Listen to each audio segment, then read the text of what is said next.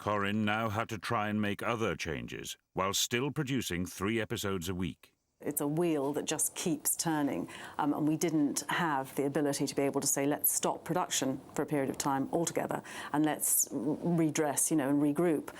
So it was really about trying to make changes while the whole thing was still running. She made vast improvements with the writing. The writing improved practically overnight, and I think she flung a lot of the scripts back.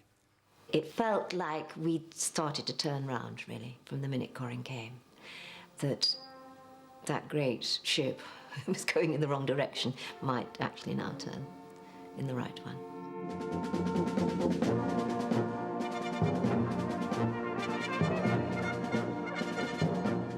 After a disastrous start, the mood became more buoyant.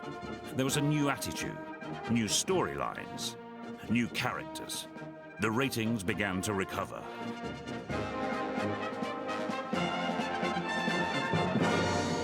The BBC was in a fighting mood and launched an offensive to support their multi-million-pound investment.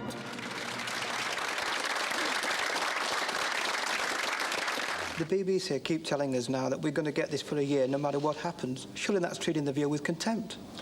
No, I think it would treat the viewer with contempt and the licence payer with contempt if we, on the basis of a certain amount of reaction in the first few weeks, pulled the series and virtually threw away the money that we'd invested in Spain. But how much longer are you prepared to go on working on it if you don't get the kind of ratings that you think it should be getting? Well, I'm actually confident that in 6 months' time or a year's time, the ratings that you do expect from this kind of show will be there. I'll bet you a quid. The BBC was about to lose that quid. The power was shifting at the corporation. John Burt was to become the new Director General. The emphasis would now be on the high ground with original and distinctive programming to win the licence fee. And there were rumours that Burt didn't think Eldorado was original or distinctive enough. As Burt took the reins, the controller of BBC One, Jonathan Powell, the man who had commissioned Eldorado, the man who continued to stand by it during its trials and tribulations, decided to leave the BBC. He insisted it had nothing to do with Eldorado.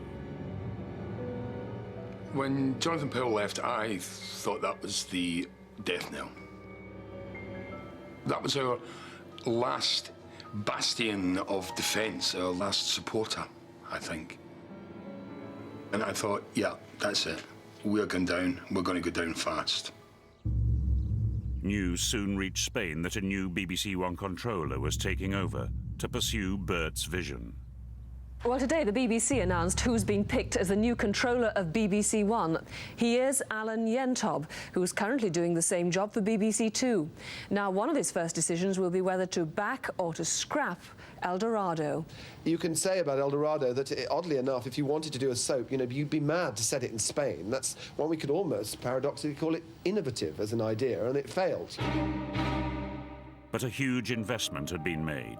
Viewing figures were rising, and many thought Eldorado would triumph, given time. It was a very tough decision because it involved the future of a lot of people. The programme had been conceived with an incredibly good pedigree. We still thought they still won't pull it. They can't pull it. It's too much is invested here. Too many people's lives will be destroyed. It's kind of more than just another programme. It's going to have a critical impact on the way that the public view the channel. So it's not just an investment in terms of money and time, it's also an investment in the brand. And if it isn't working, therefore, and is going to have a bad impact on that too, then you have to cut your losses and go.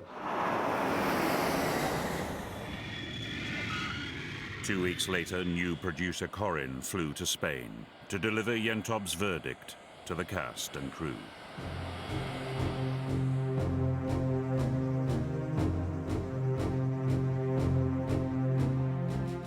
Coming back was truly awful. It was one of the least pleasant journeys I've ever had. A lot of us were convinced we were going to be taken off. Old Mum here, again, optimist. beyond words. I thought, no, they're going to have the wit to see that if they hang on to it and we all get, you know, a pep talk, we'll be taken on.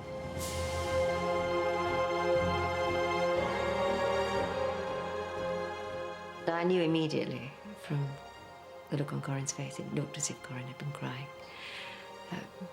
Because she cared deeply and she'd worked so hard. And it must have been very hard to stand up in front of everybody and say, well, that's it. It's over.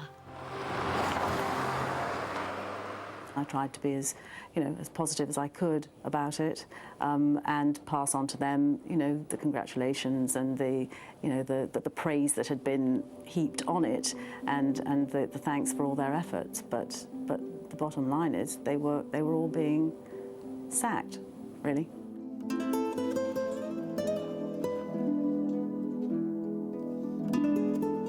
A rush to transmission, misguided casting, a creator who lost his faith, a change of guard at the top.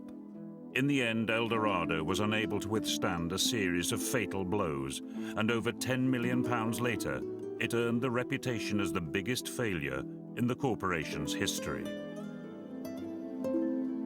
The failure of Eldorado made the BBC very cautious about doing another soap opera, and in fact they haven't attempted to do since, because it was such an unmitigated disaster.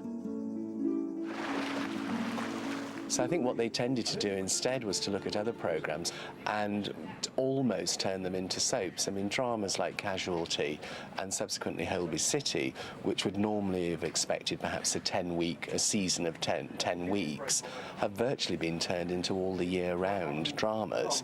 So they have in fact become the second soap operas. After just 1 year, the last episode of Eldorado went out with a bang on July the 9th, 1993. After all that thinking and discovering the idea in the first place, it was very depressing. I mean, I sit here still thinking about it.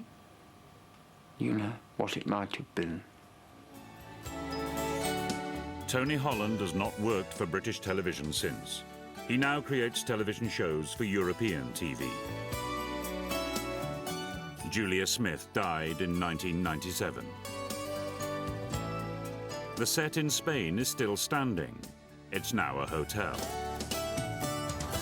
It has taken 10 years for the BBC to regain its nerve. Finally, last summer, for the first time, BBC One overtook ITV in the ratings and held its lead.